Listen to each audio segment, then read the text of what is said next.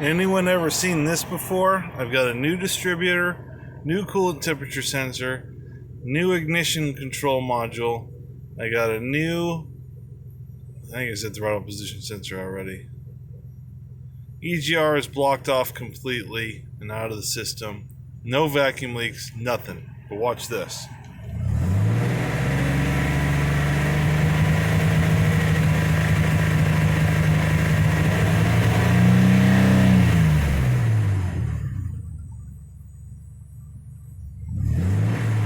So I don't know if you heard that. That's me just tipping in on throttle.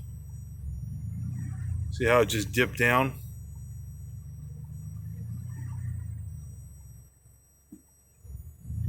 See that dip? It's barely touching the throttle. And then here's me slowly getting up to 3,000 RPM where it's like a rev limit cut. It's weird.